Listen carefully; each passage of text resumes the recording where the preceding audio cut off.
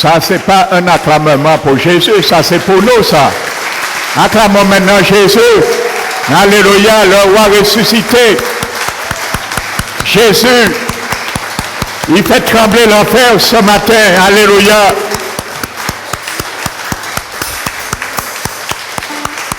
Alléluia. Jésus est élevé au-dessus des cieux, au-dessus de toute autorité, au-dessus de toute puissance, au-dessus de toute dignité, au-dessus de tout nom qui est nommé dans ce siècle présent et aussi dans le siècle à venir. Car ces trois seigneurs seuls, après avoir fait la purification des péchés, tu es assis à la droite de la majesté divine. Et ces trois seigneurs qui gèrent nos vies, qui fait la médiation entre le Père et nous, qui a les regards favorables sur ton peuple et qui incline ses oreilles vers nos prières afin de les écouter et de les exaucer. Tu es le grand roi ressuscité. Oui, tu as vaincu la mort. Nul ne peut le nier, car l'histoire, tu as mis cette empreinte dans tous les siècles et dans tous les âges de l'histoire.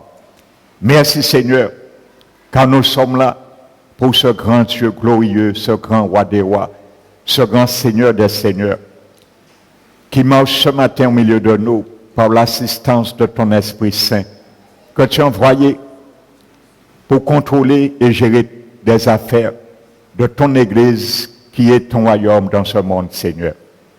Merci, mon Dieu, ce matin, de parler à nos cœurs, d'ouvrir nos cœurs et de nous rendre captifs à ta parole, Seigneur. C'est pour cela que nous rendions captifs toute autre pensée à l'obéissance de ta parole qui sera prêchée ce matin et nous renversons toute forteresse qui s'élève contre ta connaissance au nom de Jésus. Seigneur, merci pour ton onction qui repose sur moi ce matin car je suis ton instrument, Seigneur. Je suis un ouvrier, un instrument entre tes mains afin que tu puisses, Seigneur, maintenant manifester ta grandeur. Merci, mon Dieu.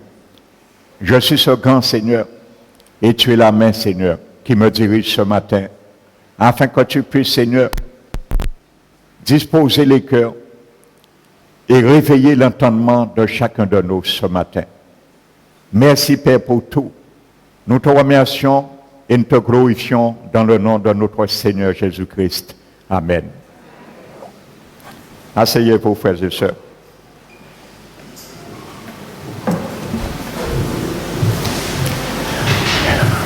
Alléluia. Je vais demander aux enfants de rester dans le silence. Et les plus grands, cessez de distraire les plus petits. Alléluia. Donc restez tranquilles les enfants. Vous aurez le temps de jouer, de vous distraire après le culte. Amen. Et que les parents veillent à cela. Alléluia. Donc je bénis et je salue chacun de nous ce matin, tous ceux qui sont venus glorifier et écouter l'Éternel. Amen. Donc nous allons continuer sans plus tarder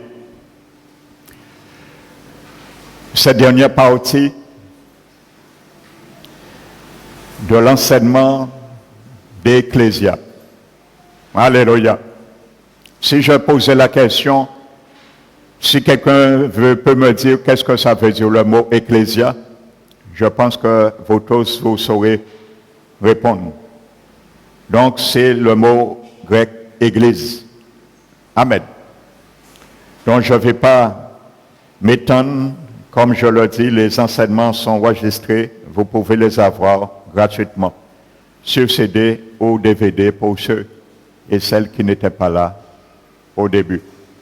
Alléluia. Donc nous allons continuer dont j'expliquais le sens étymologique de ce mot, nous avons vu qu'il y a une vocation dans ce mot. Alléluia. Le verbe kaléo, qui veut dire ecclésia, de radical. J'appelle. Nous avons vu qui appelle. C'est Dieu qui appelle. Alléluia. Donc le monde est appelé dans sa totalité. Le Seigneur ne fait distinction de personne.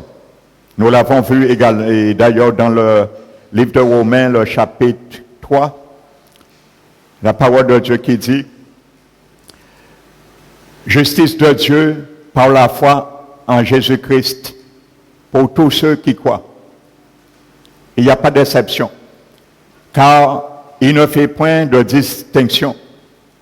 Alléluia. Parce que tous sont péchés et sont privés de la gloire de Dieu. Mais ils sont juste gratuitement justifiés. Comment?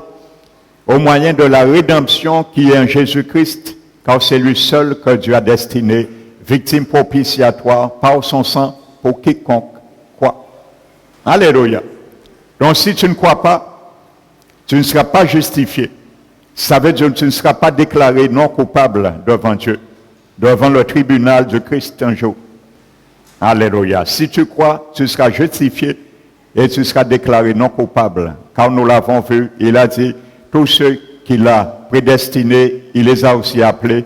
Ceux qu'il a appelés, il les a aussi justifiés.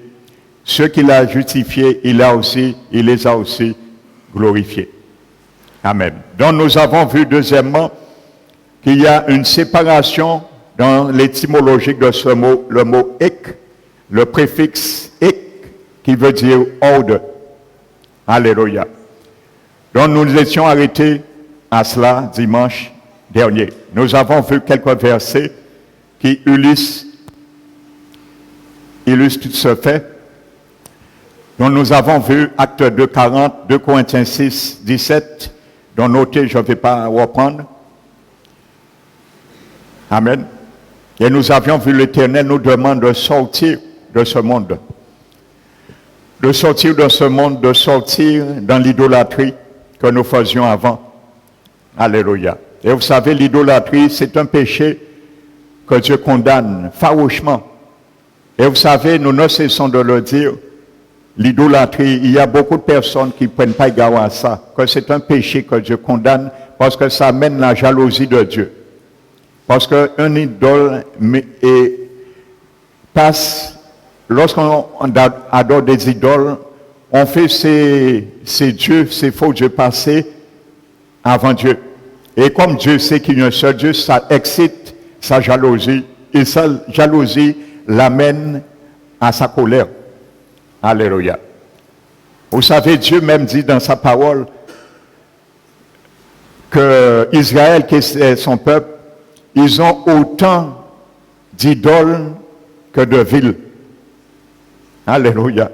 Dieu reproche à Israël, ils ont autant d'idoles que de villes qui existent. Alléluia. Donc voyez, le peuple ancien de Dieu physique était vautré même dans l'idolâtrie. Alléluia. Donc c'est pour cela, Dieu, nous l'avons vu dans 2 Corinthiens 6, Dieu nous dit en tant qu'appelé, en tant que pierre vivante, nous devons quitter ces choses. Alléluia. Parce qu'il n'y a pas de communion avec le temple de Dieu et les idoles. Amen. Donc si nous étions dans l'erreur, nous sommes tous passés par là. Maintenant, il faut que nous demandions au Seigneur sa grâce, que nous puissions avoir la force de tourner nos dos à ces choses. Amen. Donc nous allons prendre le livre de Galates ce matin pour commencer.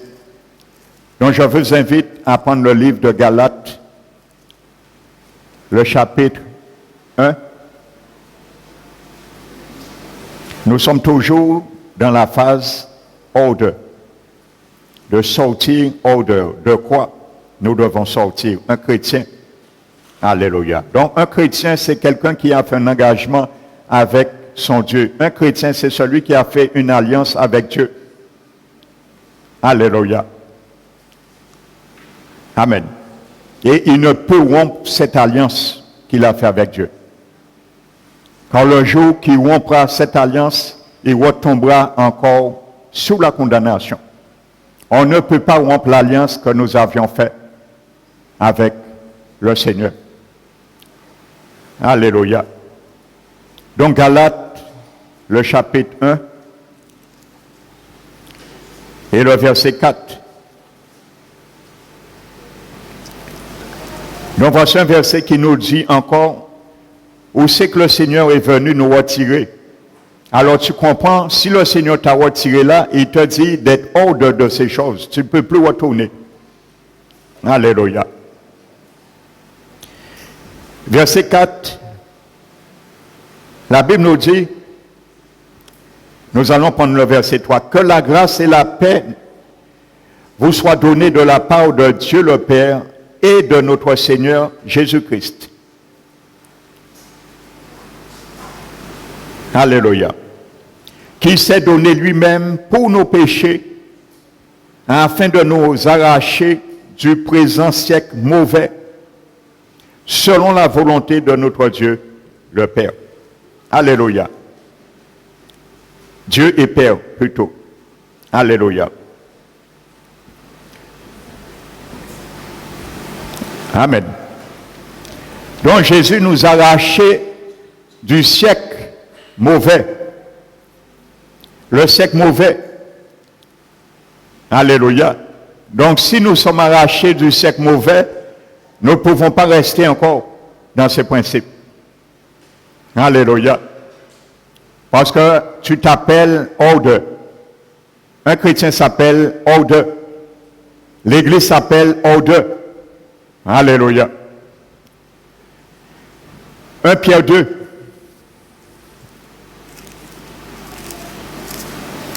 L'épître de Pierre, la première épître et le chapitre 2. Alléluia.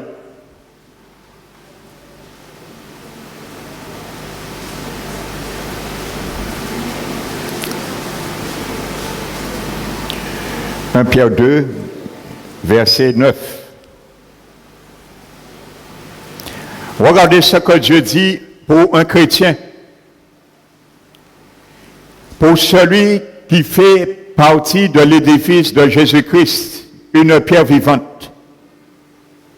Verset 9. La Bible dit, vous au contraire, toi qui es une pierre vivante, toi qui t'appelles ce matin dans ce lieu Ecclésia, voici ce que Dieu te dit ce matin. Pourquoi vous au contraire? Parce qu'il y a une distinction entre ceux qui ne sont pas de ceux qui va suivre. Alléluia. Vous au contraire. Alléluia. Ça veut dire que ce sont ceux qui n'ont pas rejeté le fondement sur lequel Dieu nous demande de bâtir nos vies. Ceux qui bâtissaient, nous l'avons vu, ils ont bâti leur vie, ils ont bâti leur religion, alléluia, sur un fondement qui vient des hommes. Et nous allons voir, celui qui bâtit sur un autre fondement, c'est la ruine éternelle, dans tous les points de sa vie. Donc c'est pour cela, la Bible nous dit, l'apôtre Pierre nous dit, vous au contraire, parce que vous êtes bâtis sur l'édifice, la pierre de l'angle, la pierre angulaire que j'ai mis à Sion. Amen. Jésus-Christ. Vous êtes une race élue. Amen. Une race élue. Voici cette race que Dieu a élue dans le monde entier.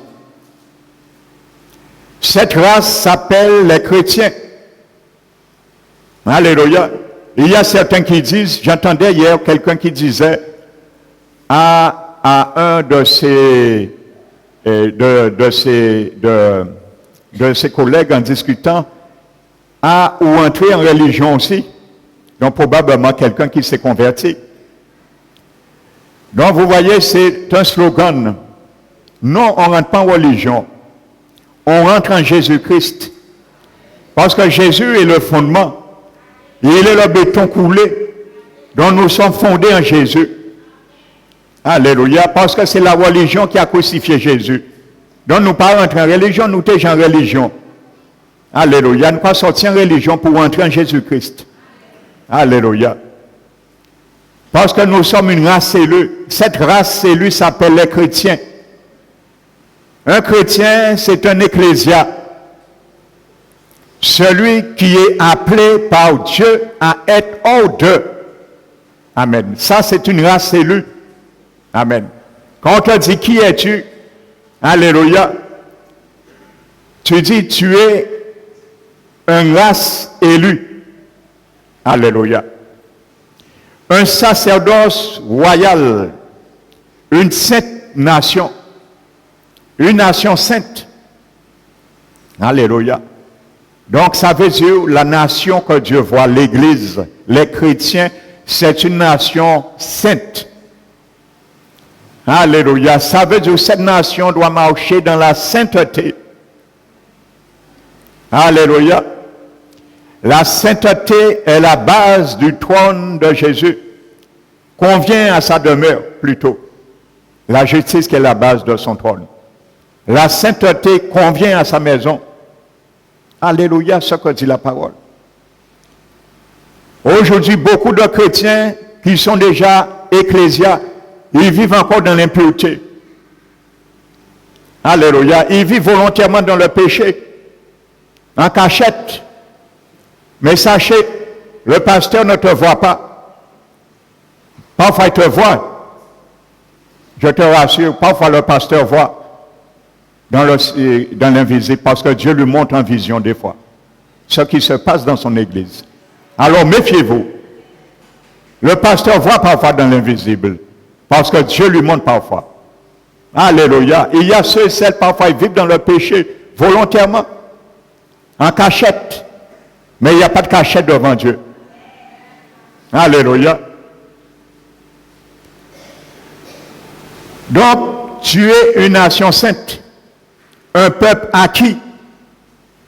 Alléluia. Ce n'est pas pour rien que Dieu définit son Église avec tant de mots. Alléluia. Pourquoi? Afin que vous annonciez les vertus de celui qui vous a appelé des ténèbres. Mon frère, ma soeur, si tu fais partie de l'Église du Seigneur, tu as été appelé et arraché des ténèbres. Et tu as été mis à l'admirable lumière de Jésus-Christ. Ça veut dire qu'il n'y a plus de ténèbres. Tu étais ténèbres, j'étais ténèbres dans le monde. Je suis lumière maintenant. Je ne peux pas être dans le gris. Non plus. Le gris, c'est un peu de ténèbres et un peu de lumière. Et il n'y a pas de gris. Alléluia. Jésus a dit, ne sois ni froid ni tiède. Je te vomirai les froids et les tièdes. Alléluia. Il faut être bouillant pour le Seigneur. Nous avons été arrachés des ténèbres et mis à la lumière de Jésus-Christ, car le royaume de Jésus, c'est un royaume de lumière. Lorsque la lumière rentre, les ténèbres reculent. Tout ce qui était ténèbres dans nos vies doivent reculer, sortir de nos vies. Alléluia. Donc voici, la Bible nous dit, vous au contraire, nous devons sortir de tout ce qui est ténèbres. Alléluia. Amen. Vous savez, ce n'est pas quand la Bible parle que Dieu nous a arrachés des ténèbres et nous a transportés dans son admirable lumière. Il ne s'agit pas des actes seulement, bien sûr. Ouais. Mais il y a beaucoup parmi nous, nos pensées étaient ténébrées. Nous devons sortir aussi dans ces ténèbres. Et il y a beaucoup qui viennent au Seigneur. Ils ne veulent pas que la lumière jaillisse dans leurs pensées. Il y a des pensées, des conceptions qu'on a acquis et qu'on veut demeurer, garder, malgré converti. Alléluia. Vous, au contraire, vous êtes une race élue, un saint sacerdoce royal, un peuple acquis, une sainte nation. Alléluia. Afin que vous célébrez les vertus de celui qui vous a appelé des ténèbres à son admirable lumière. Alléluia. La Bible dit, vous qui n'étiez pas un peuple,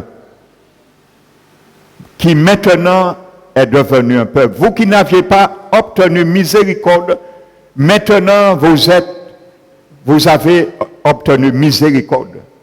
Alléluia. Et maintenant, l'apôtre Pierre sollicite quelque chose. Il dit, bien-aimés maintenant, je vous exhorte en tant que passagers et voyageurs sur cette terre de vous abstenir des convoitises mondains qui font la guerre à votre âme. Alléluia. Et ayez un bon témoignage au milieu des païens. Alléluia, parce que nous devons briller. Les païens sont dans les ténèbres. Tu étais païen, j'étais païen un jour, j'étais dans les ténèbres. Maintenant, si nous sommes sortis, nous devons briller et garder un bon témoignage au milieu des païens qui sont encore dans les ténèbres. Alléluia. Un païen, ce n'est pas un mot péjoratif, c'est biblique. Un païen, c'est quelqu'un qui ne connaît pas Dieu. Un païen, c'est celui qui a sa religion. Un païen, c'est celui qui n'est pas encore sauvé. Que Dieu le tend la main, lui tend la main. C'est ça un païen. Alléluia. Nous étions tous païens avant de connaître Christ. Avant d'être chrétiens, nous étions tous païens. Alléluia. Il faut les gens entendent la vérité. Alléluia. Parce qu'il y a certains qui disent, moi un chrétien, pas païen. Non. Ce n'est pas parce que tu es dans la religion que tu es un chrétien. Non. Amen. Donc c'est pour cela je mets les points sur les i selon la parole de Dieu. Qu'est-ce qu'un chrétien et qu'est-ce que l'église du Christ? Parce que le thème, Jésus a dit, je bâtirai mon église. Alléluia. Il n'a pas dit, va bâtir l'église de quiconque. Et il n'a pas dit qu'il va donner à quiconque de bâtir son église. Heureusement. Alléluia. Et le Vatican bâtit l'église à Christ en pensant que c'est l'église à Christ, il y a une catastrophe. Il y a une abomination. Ils ont mené dans les fidèles catholiques à observer. Alors, à force, si Jésus était bon homme, bâti l'église, le Vatican a essayé, ça arrivé. Il y a une abomination, ils ont enseigné les fidèles. Idolâtrie à 100%. Tout ce qui se fait là, c'est idolâtrie à 100%. Pas n'y a rien qui est biblique. Même Jésus, même le Jésus qu'on parle, n'est pas le Jésus de la Bible. On pense que c'est le Jésus, ce n'est pas le Jésus de la Bible qu'il parle, un autre Jésus. Et ni Marie de la Bible. À pas Marie qui a parlé, son démon nom c'est Marie. Ce n'est ni Jésus, ni le Marie qui a porté Jésus dans ses seins, qu'on parle. C'est un autre Jésus et un autre Marie. Parce que la preuve, Marie là, Marie de la Bible, il y en haut. Mais l'autre Marie là, son démon, il y a non Marie. Et démon là, ça a coûté prier à mon. Et qu'ils ont aussi prié à mon. Mais Marie de la Bible, qui a porté Jésus, n'écoute pas les prières et n'exauce pas non plus les prières. C'est là la différence. Alléluia. Ce sont les stratagèmes, les subterfuges du diable pour tromper l'humanité. Alléluia. Et trop tard, ces gens-là, qui sont conscients ou pas un jour, ils se rendront compte de leurs erreurs, de leurs égarements. Beaucoup dans le regret éternel, s'ils ne se repentent pas. Alléluia. Parce que la Bible dit un jour que Dieu a fixé pour juger et rendre compte. Alléluia. Et prenons maintenant Acte 26. J'ai pris certains versets. C'est bien pour nous montrer que nous sommes appelés à être hors d'eux. Alléluia. Hors d'eux. Sortir de ce monde. La Bible nous dit dans 2 Corinthiens 6, ne touchez pas à ce qui est impur. Alléluia. Ne touchez pas à ce qui est impur. Amen. Acte 26, verset 18. La Bible dit, afin que tu leur ouvres les yeux, pour qu'ils passent des ténèbres à la lumière et de la puissance de Satan à Dieu, pour qu'ils reçoivent par la foi en moi le pardon des péchés et l'héritage avec les sanctifiés. Alléluia. Tu reçois le pardon des péchés en la foi en Jésus-Christ. Donc la Bible nous dit encore, quand Dieu nous prend, il nous fait passer des ténèbres à la lumière, de la puissance de Satan à Dieu. Alléluia. Ça, c'est un grand miracle. La puissance de Satan. Vous savez, lorsque Dieu arrache des satanistes plutôt, dans le royaume du diable et les ramène à l'évangile dans la lumière, ça c'est un miracle. Alléluia. Amen. Et nous étions tous dans le royaume du diable, d'une façon ou d'une autre. Même si nous ne faisions pas la sorcellerie, même si nous n'avons pas fait mon mal, nous étions quand même dans les ténèbres. Alléluia. Il faut le reconnaître. Et il y a certains, pour se convertir, il faut conscience à eux dire, yo fait mal. Non, la Bible dit que tous nous sommes morts. Nous avions vu l'objectif, les trois objectifs de la construction de l'Église. La cause, premièrement, nous l'avons vu. Nous tous, nous sommes morts. Nous sommes venus condamner, nous tous. Donc Jésus est venu, il a construit son Église. C'était le bouée de sauvetage. Alléluia. Pour nous faire passer de cette mort et à la vie. Nous reconnecter avec Dieu, la présence de Dieu. Alléluia. Donc, et troisièmement, le mot ecclésia, qui a son nom, est un rassemblement, qui veut dire assembler. Alléluia. Donc Dieu prend des pierres hors d'eux, il les appelle afin qu'ils soient rassemblés. Alléluia. Donc voici l'étymologie de ce mot ecclésia. Dieu appelle des pierres dans ce monde, il les prend hors d'eux pour les rassembler. Parce que le mot ecclésia veut dire rassemblement également. Donc c'est pour cela un chrétien qui est sauvé, qui est une pierre vivante, ne doit pas être individuel. Foignons l'Église. Les doctrines qu'on prend sur Internet, ne croyez pas ça. Jordan, le pasteur qui a dit chrétien, il n'y a pas besoin de l'Église. Mais bon Dieu qui m'a demandé ces pasteurs-là contre un jour, et ces chrétiens-là qui suivent de tels enseignements. Alléluia. Parce que Jésus dit qu'il a bâti l'Église aïe. Jésus a mis 5 ministères dans l'Église. Quand tu es chez toi individuel, où c'est que tu vas bénéficier des 5 ministères qu'il a mis dans l'Église? Alléluia. Parce que lorsqu'on reste individuel, on ne vient pas dans une église, ça veut dire le rassemblement des saints, c'est parce que nous perdons coup. Et nous sommes lâches. Et les lâches ne rentrent pas dans le royaume. Parce que nous ne voulons pas prendre coup. Nous ne voulons pas parfois être humiliés. Alléluia. Mais vous savez, nous avons vu vendredi dans la prière, bien que c'est une autre tendance, mais Dieu a dit, le jour vient, dit l'Éternel, j'enverrai des gens pour vider le vase et faire sauter l'autre. Parfois, Dieu nous met dans une église à côté d'un frère et d'une sœur, c'est pour vider notre vase. Alléluia. Pour apprendre à vider notre vase. Alléluia. Donc, il utilise la faiblesse d'un frère ou une sœur pour nous apprendre à nous laisser le Seigneur briser quelque chose en nous, vider le vase. Alléluia. Alors, si nous arrêtons à case en nous, vase là rempli, qui j'ai vidé? Alléluia. Il va se vider par l'expérience. Amen. Amen. Maintenant, nous allons voir maintenant, nous allons brosser maintenant.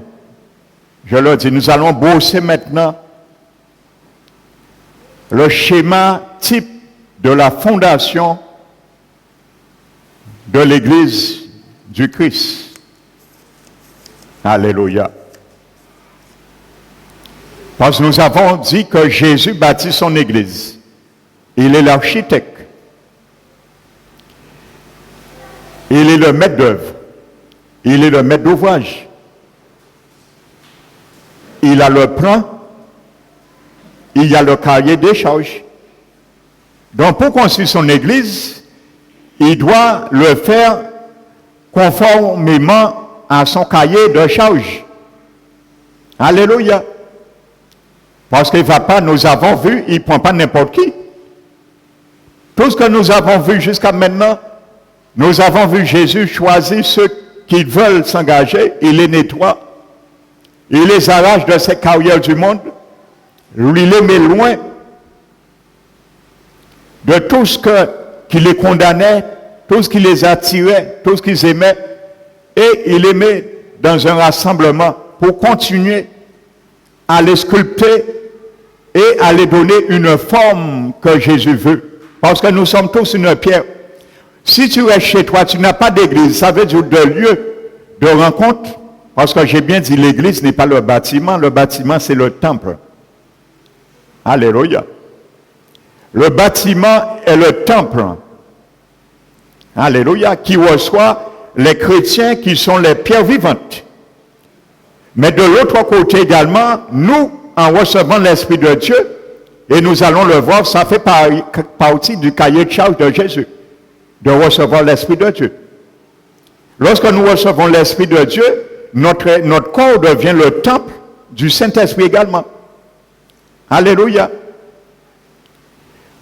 Donc Jésus est l'architecte. Donc il a un cahier de charge. Donc je disais, si tu n'as pas de lieu de rassemblement ou d'église, nous allons interpréter le mot communément église, le lieu où tu te rassembles, comment Jésus va te donner la forme qu'il veut. Mon frère, ma soeur, si tu es chez toi, comment Jésus va te donner la forme qu'il veut, selon son cahier de charge. Parce que la Bible dit, nous avons été prédestinés avant la fondation du monde, recréés en Jésus, pour de bonnes œuvres que Dieu a préparées d'avance afin que nous les pratiquions. Alléluia. C'est à l'église tu vas pratiquer ces bonnes œuvres. Parce que tu es le chef-d'œuvre de Jésus. Alléluia. Comment il va te donner la forme qu'il veut? Alléluia. À ce moment, ceux qui restent chez eux, ils ont dit Jésus, pourquoi tu m'as fait ainsi? Non, ne touche pas ma vie. Comme l'argile qui dit au potier, pourquoi m'as-tu fait ainsi? C'est ça que ça veut dire implicitement. On dit à Jésus, encore il t'a casé moi parce qu'on ne veut pas une forme là où vous forme là où vous moi, ça n'a pas qu'intéresser moi. En ni mentalité en moi, en ni caractère en moi, en ni façon de vivre en moi. Alors ça, c'est qu'on s'en vient, alors on ne veut pas manier forme là ça. Alléluia. Et malheureusement, quand le Seigneur viendra, la trompette va sonner. Nous qui étions cités vers forme là, nous sommes venus là. Nous qui étions vers forme à nous. Et forme là, ça qui mène nous à subir les 7 années de la grande tribulation sur la terre. Et nous qui nous reconnaître que frères et sœurs nous qui étaient en assemblée, parti n'ont pas existé encore sur la terre. Et à un moment là, ça nous fait comprendre, mais qui est trop tard. Parce que nous avons hypothéqué salut en nous. Et qui est trop tard. Alléluia. Donc c'est le moment d'y réfléchir. Donc nous allons bosser maintenant le schéma type de la fondation de l'Église. Alléluia. Et frères et sœurs, Jésus, le Seigneur Jésus, a bien illustré ça. dans l'évangile. Il a dit, celui qui écoute les paroles que je dis et qui les met en pratique est semblable à un homme prudent. Alléluia. Il y a la prudence. À un homme prudent, parce que ce qu'on t'enseigne ne dépend que toi de l'accepter ou de le refuser. Il faut être prudent dans ce qu'on entend, parce qu'aujourd'hui on entend tellement l'évangile, là, or il y a un seul évangile. Mais là on entend beaucoup d'évangiles qui sont contraires à l'évangile de Christ. On a compliqué l'évangile de Christ, on a falsifié l'évangile de Christ aujourd'hui dans les derniers temps. Donc il faut être prudent. Il a dit, il est semblable à un homme prudent qui a bâti sa maison sur le roc. Alléluia. Sur le roc. Le fondement, c'était le roc. Amen. Vous savez, un fondement, c'est ça qui détermine le poids de l'édifice qui sera dessus. Si le fondement n'est pas très profond, l'édifice sera faible dessus. Si le fondement est très profond, l'édifice qu'on pourra mettre dessus pèsera également. Alléluia. Et vous savez, le fondement d'une maison est invisible parce qu'il est enterré. Il est enterré, on ne le voit pas. Alléluia. Donc, il a bâti sa maison sur le roc. Le roc, c'est Jésus.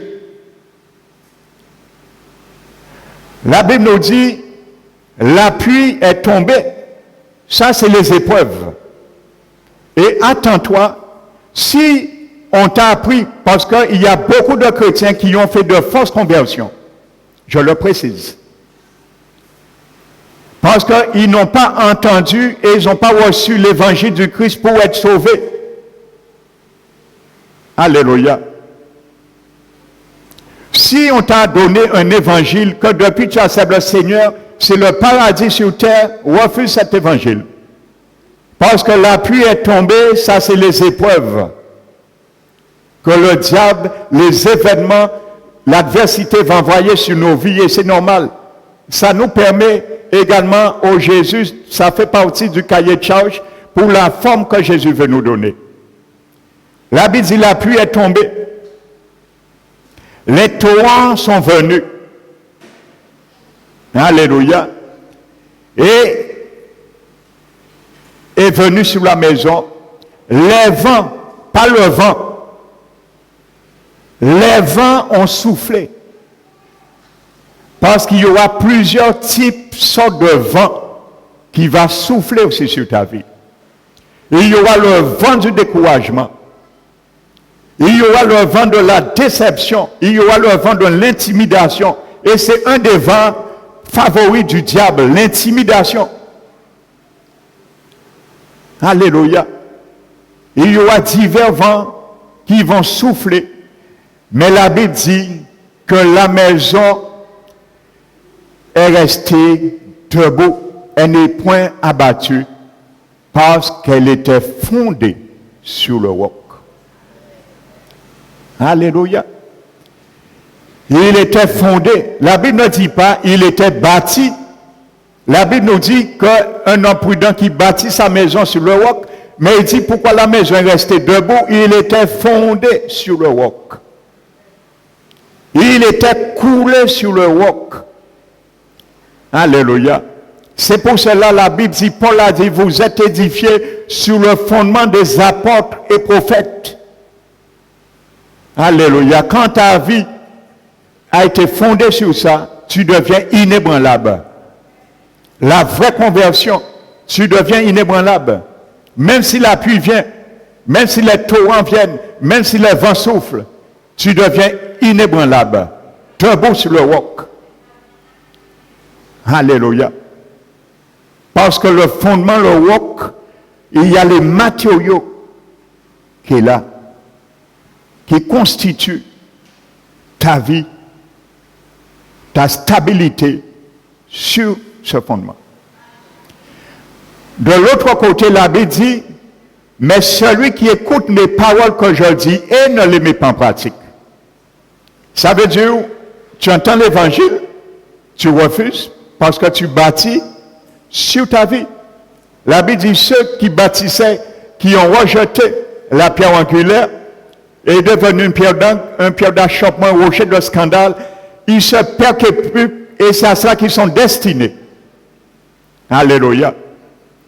La Bible dit, ils ont bâti semblable à un homme insensé.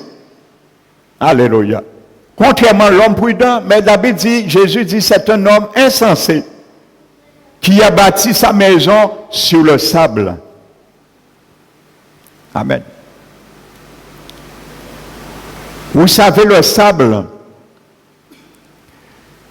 c'est une des ingrédients du vrai fondement. Alléluia.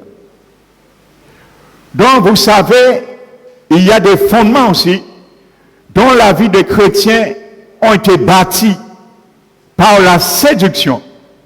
Alléluia. Et aujourd'hui, il y a beaucoup de chrétiens, leur salut a été bâti sur la séduction.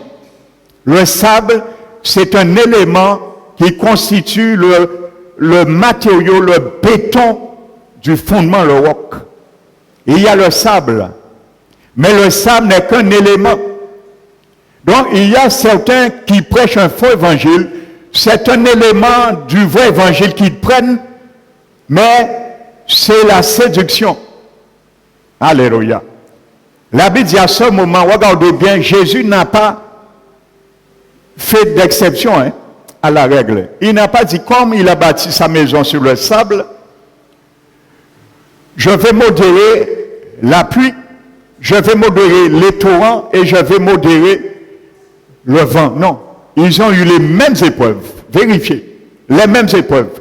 La pluie est tombée, le torrent est venu et les vents ont soufflé. La même manière. Alléluia. Mais la différence, la maison est tombée et il y a eu une grande ruine. Amen. Alléluia. Qu'est-ce qui est tombé et qu'est-ce qui est resté debout? L'édifice.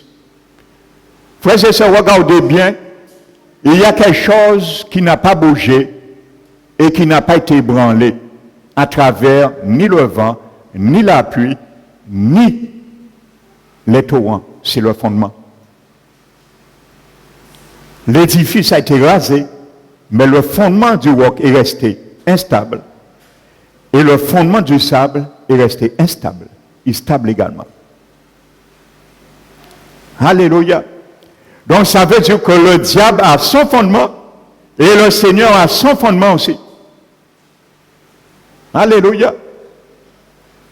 La Bible ne dit pas que c'est le fondement qui a bâti nos vies, l'édifice, mais l'édifice qui a été bâti sur le fondement. Alléluia. Donc, fondement diable là, il parasait. Alléluia. Donc, chacun décide la manière il bâtit sa maison. Et il aura compte à rendre à Dieu. Un jour, comme Paul l'a dit, nous compatrioterons tous un jour devant le tribunal de Christ. Alléluia. Donc, voici ce fondement.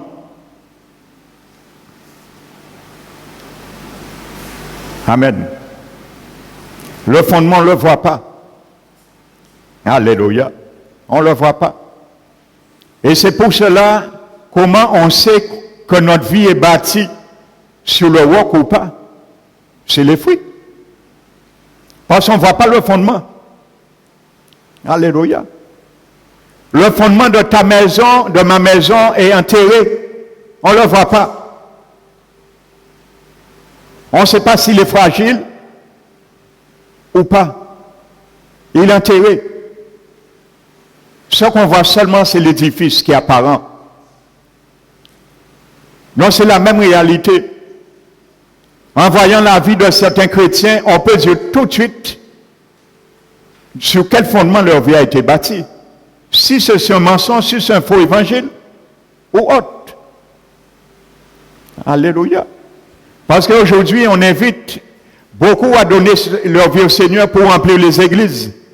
Mais bien souvent, c'est des gens qui baptisent leur vie après sur le sable. Et au moins de bitin qui cavine, la pluie commence à tomber. Puis petit bitin là, la pluie seulement j'ai tombé.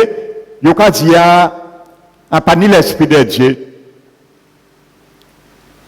À pas emporter Paris. Parce qu'on les avait dit, premièrement, il faut faire beaucoup de choses pour recevoir l'Esprit de Dieu. Déjà, il y a des gens qui font l'obitin pour recevoir l'Esprit de Dieu. Or, la Bible dit que tu reçois l'Esprit de Dieu par la foi. Deuxièmement, on te dit, quand tu es sauvé, pas en général, mais certaines églises anciennes, quand tu es sauvé, tu ne peux pas perdre ton salut. On te dit que quand tu es sauvé, tu ne pourras plus pécher. Si tu pèches, c'est parce que tu n'as pas reçu l'Esprit de Dieu. Parce qu'on ne t'enseigne pas que quand tu reçois l'Esprit de Dieu, ta nature pécheresse n'est pas éradiquée. Alléluia. Alors quand la pluie vient, tu commences à dire, mais on ne peut pas résister. Alors en font fausse conversion, ainsi de suite. Et c'est là on commence à s'interpeller, à se troubler, parce qu'on a reçu un faux évangile. Paul a dit, si vous recevez un autre évangile, vous le supporterez fort bien. Alléluia. Parce qu'aujourd'hui, on fait tout son possible pour amener du monde à tout prix et remplir l'église. C'est bien de remplir les églises, mais il faut les remplir selon le cahier charge de Jésus. Alléluia. Il ne faut pas prendre la place de l'ouvrier que Jésus a envoyé. Jésus a embauché un ouvrier pour cela. Il ne faut pas nous prendre place à l'ouvrier là. L'ouvrier, c'est l'Esprit de Dieu. Et il vient avec tracteur. Et son tracteur est là pour arracher les pierres de la carrière du monde, pour tirer des ténèbres et mener avec tracteur là. L'Esprit qui a venu prendre le tracteur et qui a tiré les pierres en tirant à diable là, et qui a mené dans l'admirable lumière. Et qui a dit, Seigneur Jésus, voici, lave-le. Lave-le par ton sang. Tu m'as envoyé le récupérer dans le monde. Je l'ai ramené, lave-le maintenant par ton sang. Et donne-lui la forme que tu veux. Et je m'engage. Parce que je suis là pour établir toutes choses dans sa vie. Ça, c'est le ministère du Saint-Esprit. Alors, il ne faut pas nous prendre le ministère de l'Esprit Saint menti bamoun.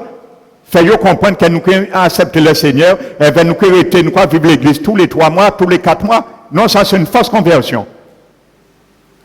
Quand tu viens à l'église tous les 3 mois, une fois tous les 3 mois, 4 mois, interpelle-toi si tu as vraiment reçu l'Esprit de Dieu. Est-ce qu'on t'a prêché l'évangile? Vous savez, il y a certaines personnes qui sont sorties du catholicisme et qui sont allées dans un lieu qu'on ne prêchait pas l'évangile.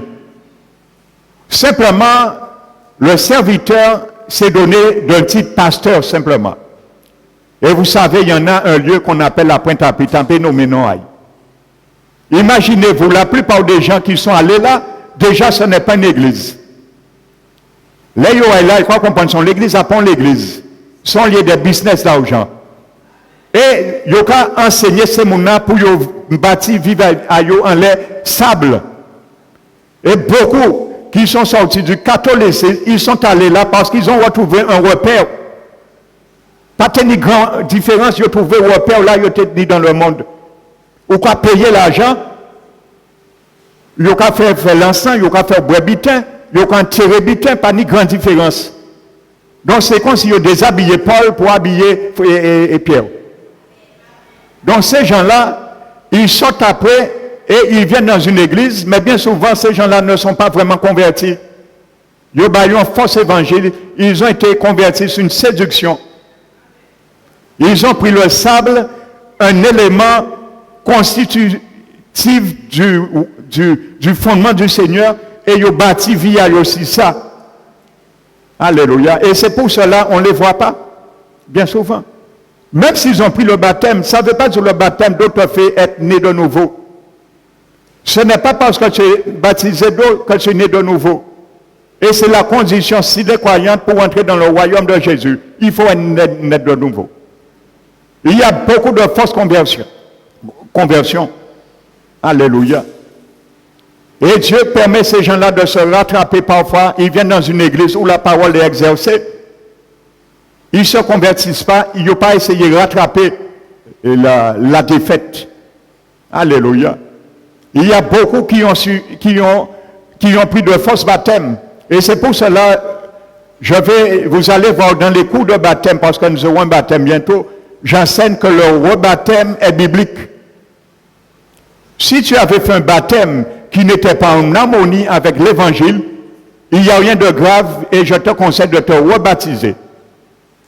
Alléluia.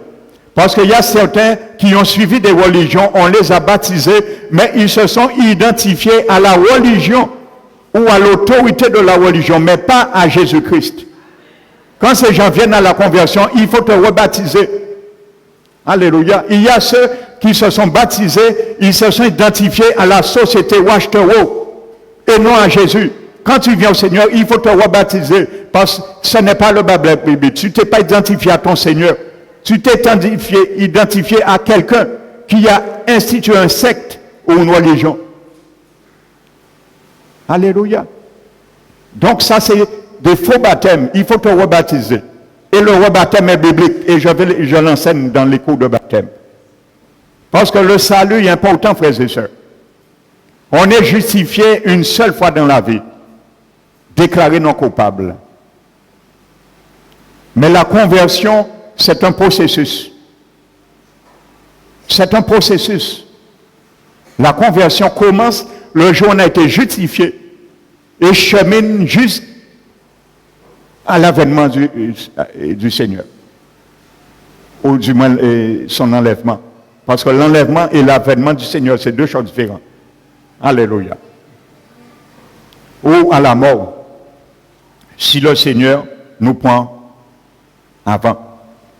Alléluia. Donc, maintenant le fondement.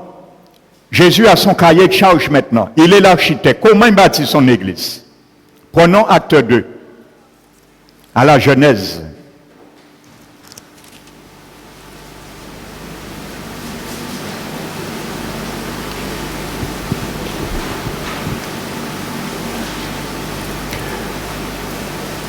Genèse chapitre 2.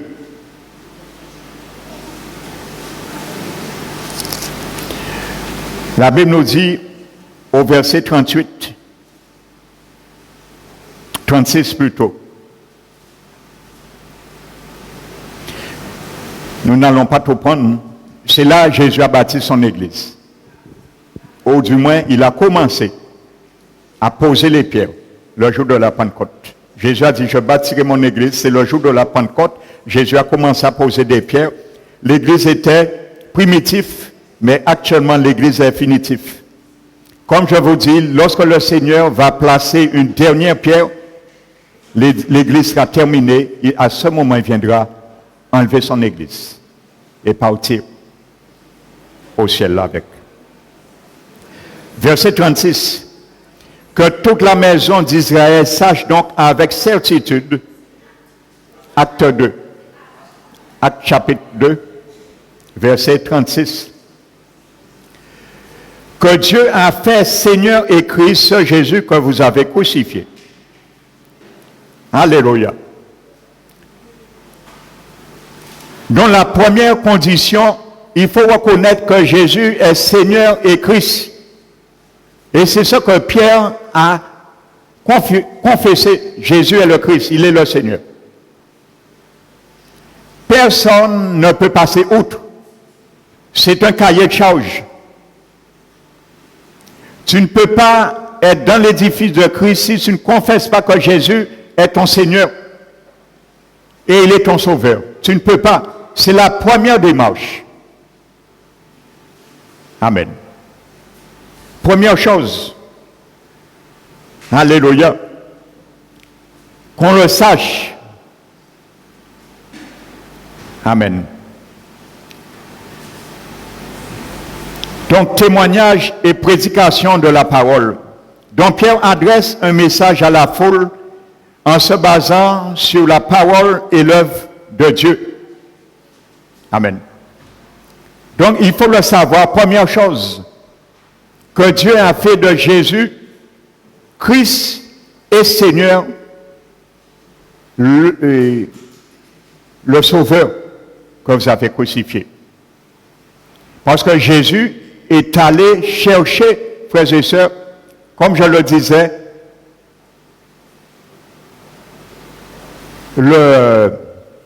l'acte de propriété. Il a passé 2 portes pour aller chercher pour toi et moi, pour faire de moi et toi un baptiste spirituel, un édifice spirituel. Jésus a traversé 2 portes pour aller prendre l'acte du titre de propriété pour sa construction. Il est descendu à la mort, il est rentré à la porte de la mort et il est descendu à la 2e porte de l'enfer. Il est descendu dans la mort et il est descendu en enfer pour aller prendre l'acte de propriété. Et lorsqu'il est sorti, il est sorti avec le trousseau de clés. Alléluia. Et dit, diable, mis trousseau clé là maintenant. En cas où vous faites n'importe quoi en vient royaume à Wallet. En cas prendre n'importe pierre en vient royaume à Wallet. Parce qu'il y a un acte de propriété là. Et un payé 35 d'argent. Alors pas construit illégalement. En cas construit légalement. Alléluia. Donc première chose. Deuxièmement, verset 37, toujours dans Acte 2. Verset 37. Alléluia. Ça veut dire ça que je te démontre là. C'est la manière pour entrer dans l'édifice, parce que c'est le cahier de charge de Jésus, ça. Et personne ne peut passer outre. Il n'y a pas d'autre moyen. Verset 37. Après avoir entendu ce discours, ils eurent le cœur vivement touché. Et ils dirent à Pierre et aux autres apôtres, hommes, frères, que ferons-nous? Vivement touché. Deuxième chose, il faut que ton cœur soit convaincu de péché. Il faut que ton cœur soit convaincu de jugement et de justice par le Saint-Esprit. Alléluia. Par le Saint-Esprit. Il y a beaucoup de personnes qui ont été convaincues intellectuellement parce qu'ils ont vu des miracles. Ils ont été dans des conférences. Ils ont vu des miracles. Ils ont vu des manifestations. Ils se sont donnés au Seigneur. Mais c'est par rapport à ce qu'ils ont vu, l'émotion de leur âme. Mais le Saint-Esprit n'a pas convaincu vraiment leur cœur. Et ils ont donné leur vie au Seigneur. Et ils sont repartis aussi secs. Parce que ce n'était pas une conviction réelle. Alléluia. La Bible nous dit, ils n'ont pas vu de miracle. Hein. Ce n'est pas le parler en langue qui a convaincu les 3000 auditeurs. Hein. C'est la prédication de l'apôtre Pierre qui a convaincu les cœurs. Alléluia. D'ailleurs, Paul a dit à Corinthiens qu'il pensait en parlant en langue que les visiteurs parmi eux, ça va les convertir. Paul a dit, ça ne va pas convaincre pas le monde. Et ça peut convaincre pas le monde. Et il a dit, loin de là, les gens qui viennent pour chercher le salut, si vous entendent parler en langue, ils vont fuir parce qu'ils vont vous vendre pour des faux. Alors, il n'y a pas ça qui convainc. Donc, ce n'est pas le parler en langue à la Pentecôte qui a convaincu quiconque. Alléluia. C'était un signe que l'Église est en train d'être bâtie. Alléluia. Mais Pierre a mis ça de côté.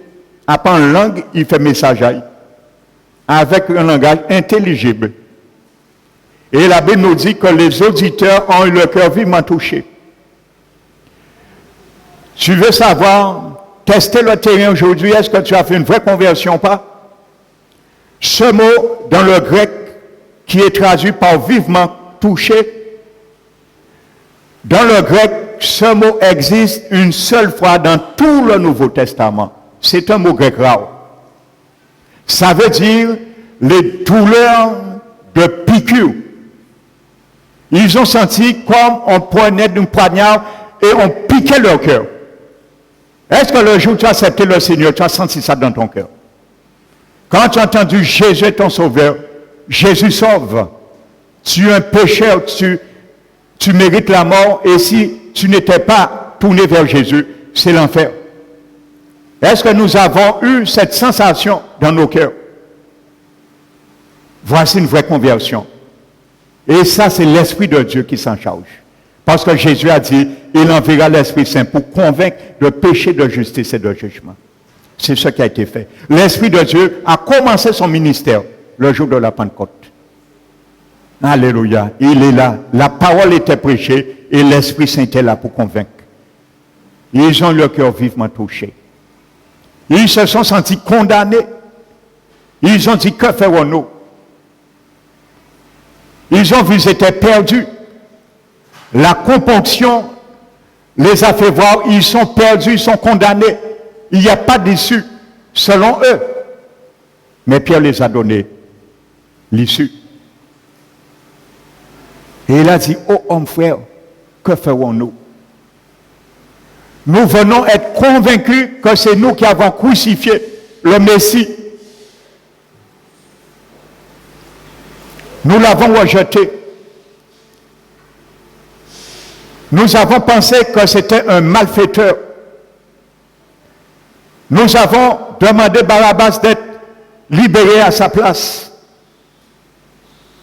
Maintenant, que ferons-nous? Nous avons déjà tué le Seigneur. Celui que Dieu a fait Christ et Seigneur, le Sauveur. Nous l'avons tué. Nous ne pouvons pas faire rien. Nous méritons la mort, la condamnation. Que ferons-nous, frères?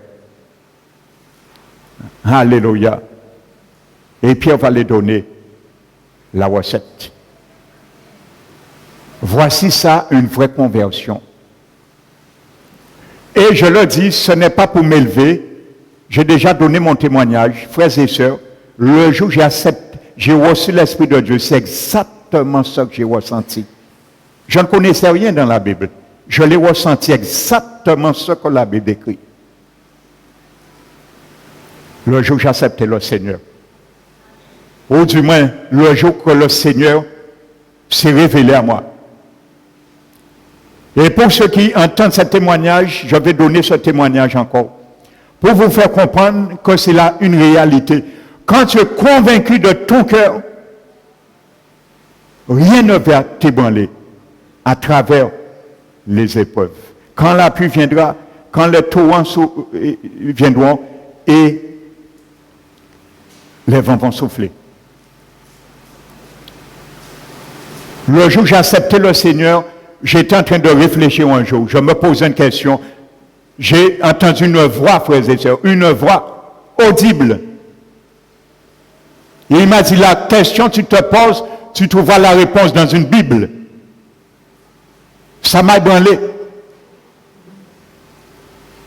À l'époque, je savais qu'il existait Dieu et je savais qu'il existait Jésus-Christ. C'est ça que j'avais entendu dans la religion. J'étais catholique.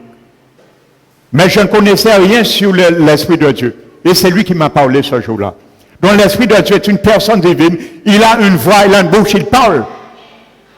Pour ceux qui le doutent encore, l'Esprit de Dieu n'est pas une force impersonnifiée, c'est une personne divine. Il a une bouche, il parle et il convainc. J'attendais pour acheter et fumer de la drogue. Ça ne m'a pas empêché d'acheter de la drogue. À 5 heures, j'attendais quelqu'un, on est allé. On a fumé, je suis rentré chez mes parents. Et quand je me suis réveillé, la même voix m'a interpellé encore une deuxième fois. J'ai obéi cette fois-ci. Quand je me suis réveillé sur mon lit, la voix m'a interpellé une deuxième fois. Et j'ai obéi. Je me suis réveillé, je suis sorti, je suis rentré dans la chambre de ma mère.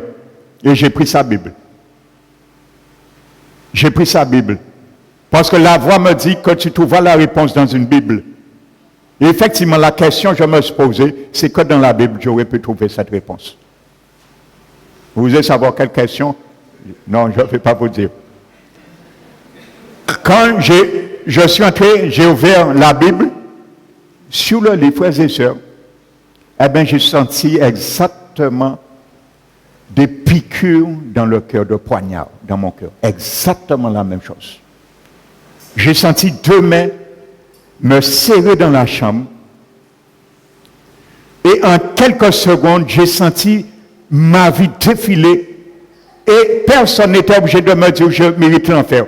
J'ai senti le moniteur intérieur du Saint-Esprit m'a dit je méritais l'enfer. Je l'ai senti au fond de moi. Personne, je ne connaissais rien sur l'enfer. Sinon, on nous a appris que l'enfer, c'est un lieu que tu es là, tu attends un jour paisiblement, il n'y a pas de souffrance. C'est ce qu'on nous enseignait dans la religion quand j'étais petit. C'est tout ce que je savais de l'enfer. Mais l'Esprit de Dieu m'a fait ressentir que ce n'était pas ça l'enfer. C'était un lieu de condamnation. Et j'ai senti ma conscience, cette charge pesait sur moi quelques secondes, mais après j'ai senti une paix et un amour ineffable pour la parole de Dieu tout de suite après mon cœur. Le pardon qui est passé dans mon cœur. Le pardon du Seigneur qui est passé dans mon cœur. Et l'Esprit de Dieu qui est rentré en moi, dans ma chambre. Je l'ai reçu par la foi. Et depuis ce jour, ma vie a été révolutionnée du jour au lendemain. Alléluia. Amen. Ils ont senti leur cœur vivement touché. C'est ça la vraie conversion. Et ça fait partie du cahier de charge de Jésus. Si tu n'es pas résolu de ressentir ta défaite du fond de ton cœur, si tu n'es pas résolu d'arrêter tout ce que Jésus, la Bible te dit d'arrêter de faire, si tu n'es pas convaincu que ce que tu faisais, par exemple, dans l'idolâtrie, toutes ces choses, pèlerinage, tout ce que je peux dire, que la tradition nous invitait à faire, si tu n'es pas convaincu vraiment, tu ne pourras pas avoir une vraie conversion. Il faut que tu ressentes la condamnation, le mal que tu as fait, Jésus, devant tous tes péchés dans ta vie. Dans ton ignorance, bien sûr. Mais Pierre a dit, Dieu, sans tenir compte maintenant des temps d'ignorance, demande maintenant à tout homme, à tout lieu qu'ils aient à se convertir. Alléluia. Je n'ai pas consulté ni la chair ni le sang. Je n'ai rien dit à ma mère. Si au fil des années, je n'étais pas encore marié, je vivais encore chez elle. Si au fil des années, elle-même, elle s'est rendue compte, il y a quelque chose qui se passe dans ma vie. Je ne fumais plus, je ne buvais plus. J'allais plus dans les surprises parties. À l'époque, c'était surprise party. Gâteau et femmes et moussé et hommes. À l'époque, c'est satané. En partie qu'à jambé, Kazaï, au 4e étage, les soirs, elle était dormi, moi, elle dansé. En partie qu'à fait ça encore. Elle a remarqué. Parce que je ne pouvais pas rester un samedi soir chez elle sans aller danser. Elle me tenait tête. Je leur dis, c'est ma mère. Aujourd'hui, je leur dis, je la taquine. Elle voyait que je périssais. Fatigue, boîte de nuit, nuit blanche, pas de boîte de nuit, des nuits blanches, sur nuit blanche. Elle me disait, il faut arrêter. Elle fermait sa maison. Elle habite au 4e étage dans la cité. Je disais en moi, il faut dormir en lait.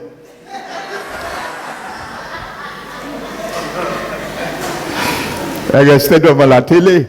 Elle m'attendait dormir. Mais moi, je l'attendais dormir, moi, habillé, moi parti.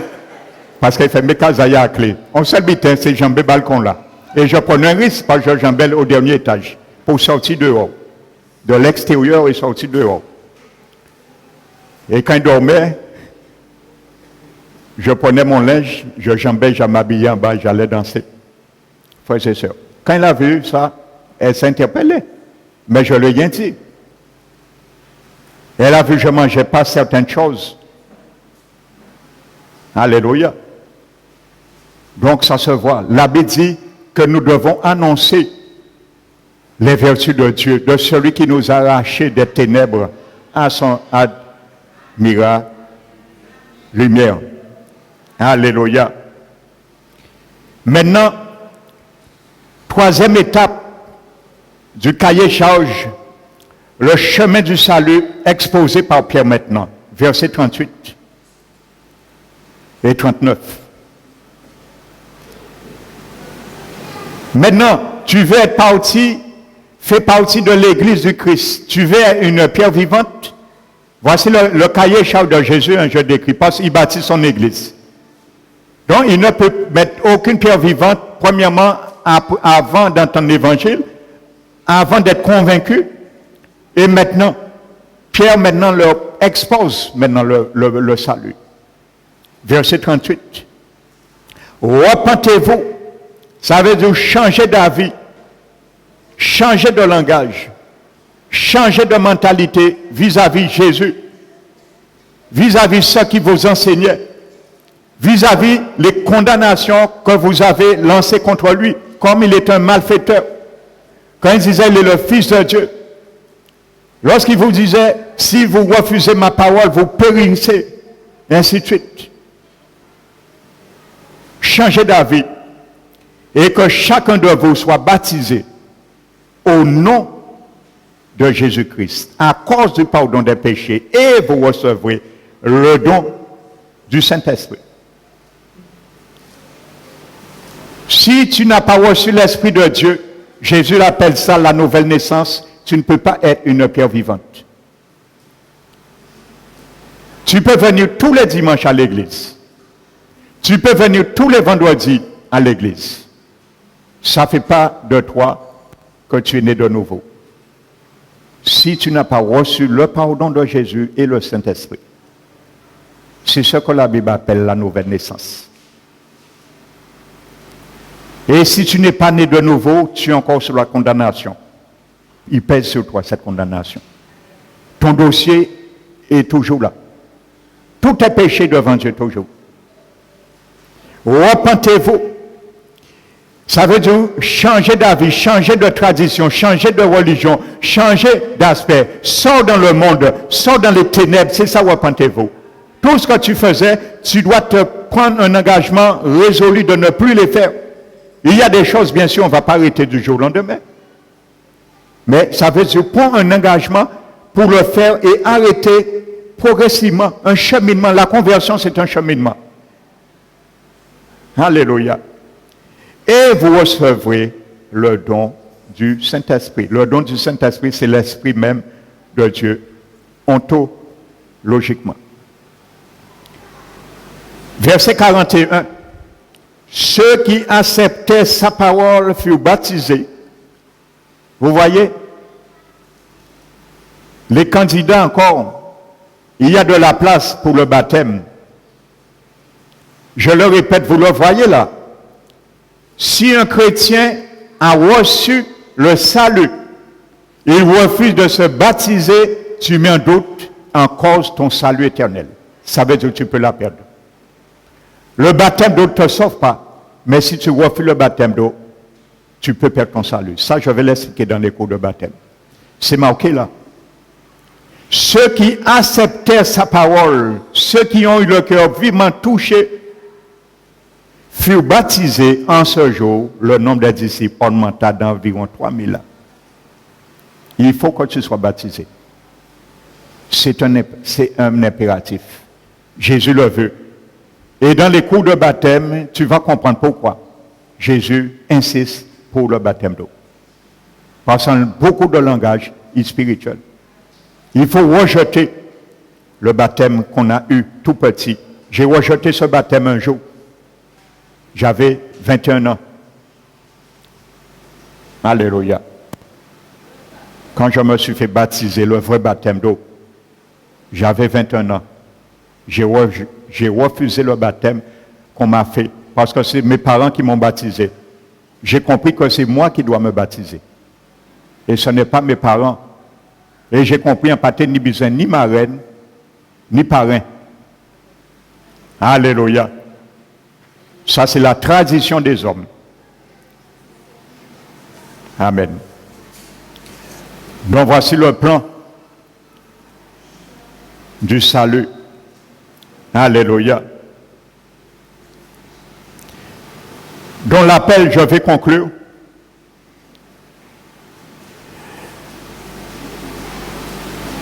Par cette confession qui rassemble à celle de Pierre, devient soi-même une pierre vivante. C'est comme ça que tu deviens une pierre vivante à l'édifice.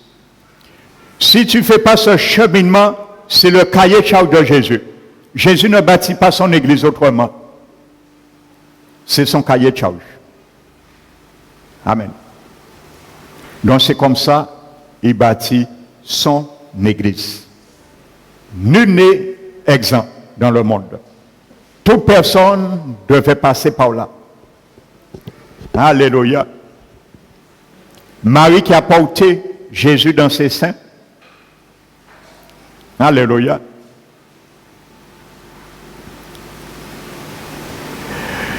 A confessé avant de mourir que Jésus est son Dieu et son Sauveur. Alléluia. Donc elle a confessé, elle a reconnu que Jésus était Dieu et Jésus était son Seigneur. Personne ne passe par la règle, à l'exception de la règle. Alléluia.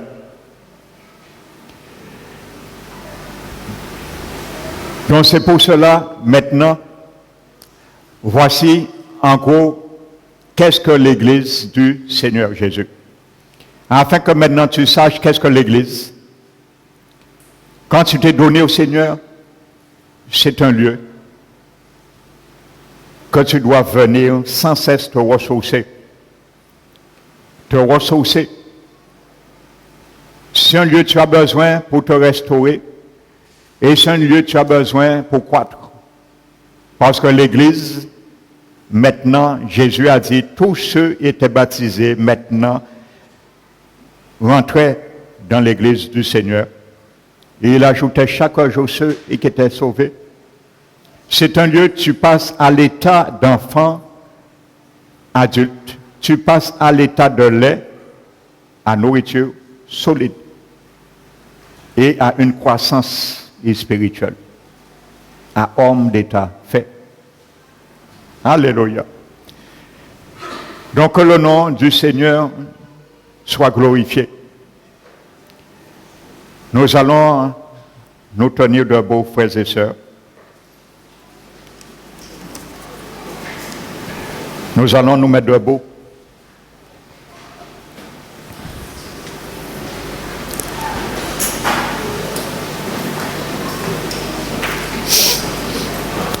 Nous allons fermer les yeux.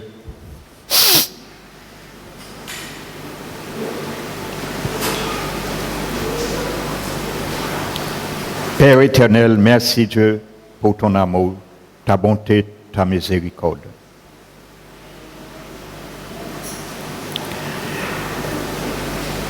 Nous te remercions pour la conviction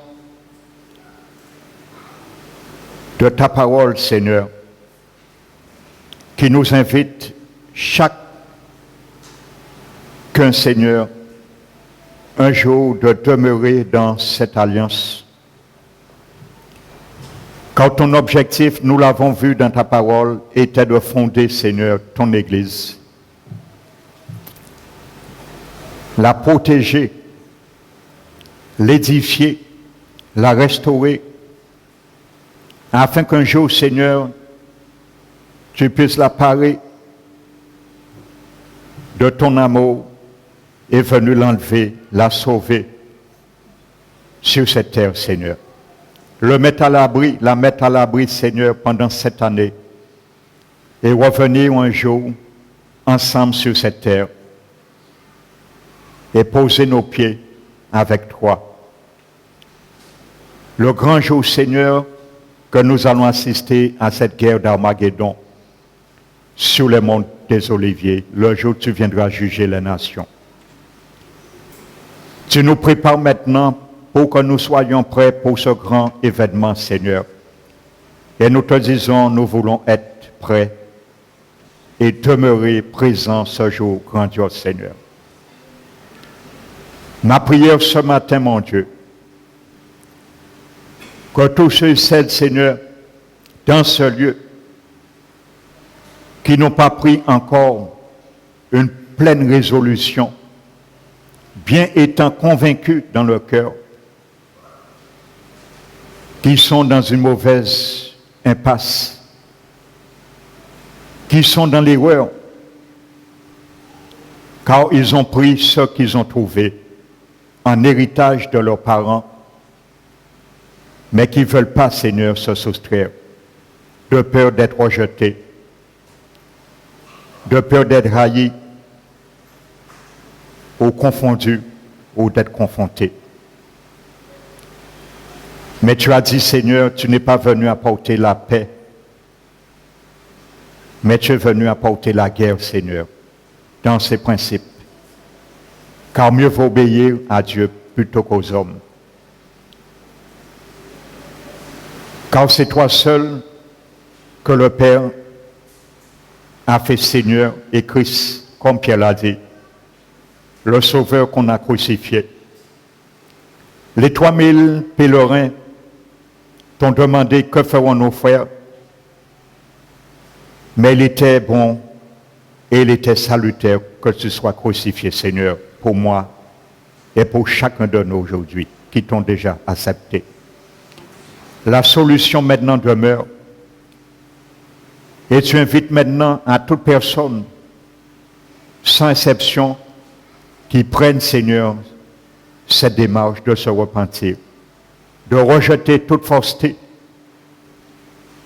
et reconnaître tous ceux et celles qui nous induisent dans cette erreur étaient des faussaires.